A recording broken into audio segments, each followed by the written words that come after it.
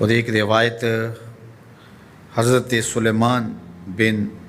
سرد رضی اللہ تعالیٰ عنہ سے مروی ہے، کہتے ہیں کنت جالسا مع النبی صلی اللہ علیہ وآلہ وسلم، میں حضور علیہ السلام کی مجلس میں بیٹھا ہوا تھا، دو لوگ تھے، وہ آپس میں الجھ رہے تھے، ان میں سے ایک شخص کا چہرہ غصے سے سرخ ہو گیا، رگیں پھولی ہوئی تھیں اور ایک دوسرے کے لیے سب و شتم کا ماحول پیدا ہو گیا تھا۔ اللہ کے رسول صلی اللہ علیہ وآلہ وسلم نے ارشاد فرمایا، میں ایسا کلمہ جانتا ہوں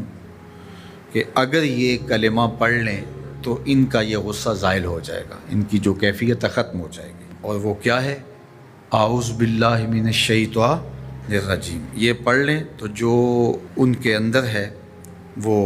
چلا جائے گا۔ تو لوگوں نے اس شخص کو کہا جس کی رگیں پھولی ہوئی تھی اور غصے سے اس کا چہرہ سرخ ہوا جا رہا تھا کہ تعوذ پڑھو،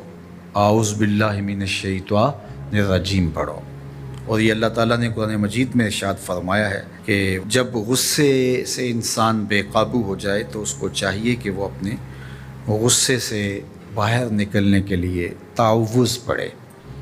ایک روایت میں ہے اللہ کے محبوب نے ارشاد فرمایا، تم میں سے اگر کوئی شخص غصے میں آئے تو وہ خاموش ہو جائے، تو خاموشی سے غصے کا لیول نیچے آنا شروع ہو جائے گا۔ اور ایک روایت میں ارشاد فرمایا، جب تم میں سے کوئی شخص غصے میں ہو تو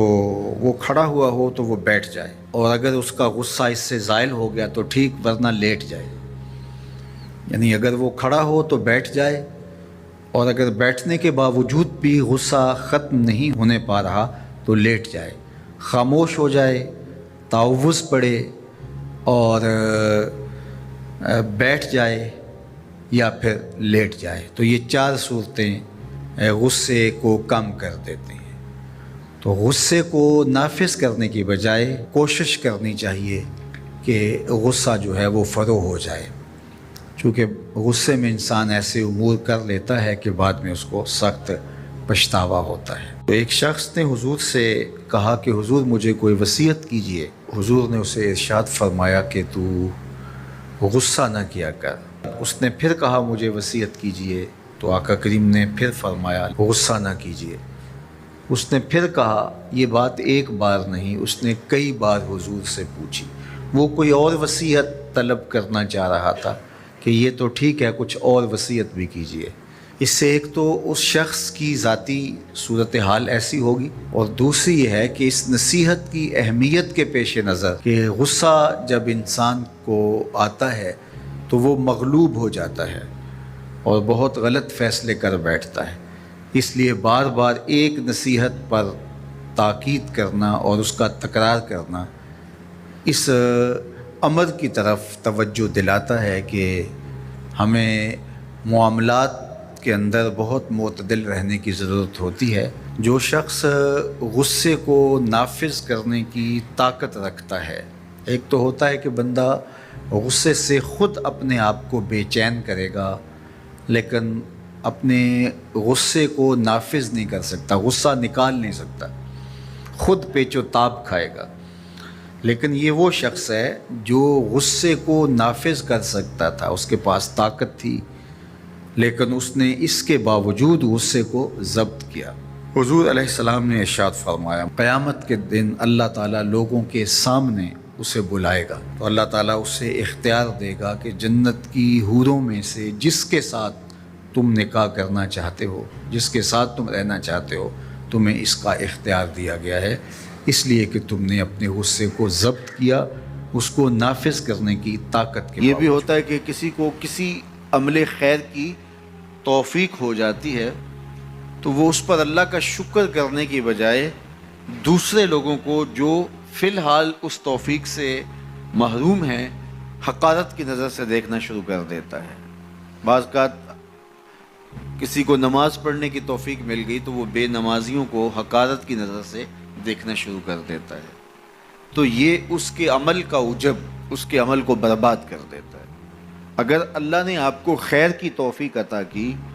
تو آپ ان لوگوں کو خیر کی طرف لانے کی کوشش میں لگ جائیں جو خیر کی راہ پہ نہیں ہیں۔ بے نمازیوں کو نماز کا عادی بنانے کے لیے آپ کی جد و جہد شروع ہو جانی چاہیے کہ یہ خیر مجھے نصیب ہوا تو اس کو بھی نصیب ہو جائے، نہ یہ کہ آپ کسی کو حقارت کی نظر سے دیکھیں اور خود پسندی کے مرض میں مبتلا ہو جائیں کہ دیکھو میں نمازی ہوں اور میرے پاس یہ ہے اور فلاں کے پاس یہ نہیں ہے۔ تو اس پر اللہ کا شکر ادا ضرور کیجئے کہ اللہ نے مجھے توفیق عطا کی، لیکن کسی کو حقیر جاننے کی بجائے اس کو خیر کی راہ پہ لانے کی کوشش کریں۔ تو یہ آپ کے صالح اعمال کی قبولیت کا ذریعہ بن جائے گا، نہیں تو اگر ریا شامل ہو گئی تو عمل برباد، اگر تکبر آ گیا تو اللہ کو تو پسند ہی نہیں ہے، اگر عجب پیدا ہو گیا تو عمل کا نتیجہ آپ کو نصیب بھی نہیں ہو سکے گا۔ اس لیے عمل خالص ہو، صرف رضائے الہی کے لیے ہو، وہ عمل مرد نے کیا ہے یا عورت نے کیا ہے اس سے غرض نہیں ہے، شرط ہے کہ ایمان کے ساتھ اس نے صالح اعمال کا ذخیرہ جمع کیا ہے، تو اس کو اللہ تعالیٰ جل شانہ ستھری، پاکیزہ، مطمئن اور خوبصورت زندگی عطا کرتا۔ اب وہ خوبصورت زندگی حیات طیبہ کیا ہے؟ تو سنیے، حضرت سعید بن جبیر رضی اللہ تعالیٰ عنہ فرماتے ہیں کہ حیات طیبہ سے مراد الرزق الحلال ہے۔ اللہ جل شانہ جس کو پاکیزہ اور ستھری زندگی عطا کرتا ہے اس کو رزق حلال عطا کر دیتا ہے۔ حلال رزق کا نصیب ہو جانا ایک خوبصورت زندگی کا نصیب ہو جانا ہے، کیونکہ حلال میں طمانیت رکھی گئی ہے۔ ایک شخص جتنا بھی حرام رزق اکٹھا کر لے اس کو اس سے طمانیت باطن، سرور باطن نصیب نہیں ہو سکتا، اس کے اندر اطمینان اور قرار نہیں آ سکتا، کیونکہ حرام میں یہ ہے ہی نہیں۔ تو حلال تھوڑا بھی مل جائے لیکن ہو حلال تو وہ باطن کی طمانیت کا سبب ہے، اندر کی روشنی کا ذریعہ ہے، اور ایک سرشار، مطمئن، خوبصورت اور خوشگوار زندگی کی ضمانت ہوتی ہے رزق حلال۔ اللہ ہم سب کو اپنی جناب سے رزق حلال ہی نصیب کرے، اور اگر ہم سچے دل سے یہ عہد کر لیتے ہیں کہ اللہ ساری زندگی تو ہمیں رزق حلال ہی دینا اور ہم بھی ساری زندگی حرام کے ایک لقمے سے بھی اپنے آپ کو محفوظ کریں گے، اللہ آپ کے لیے حلال کے راستے کشادہ کر دے گا۔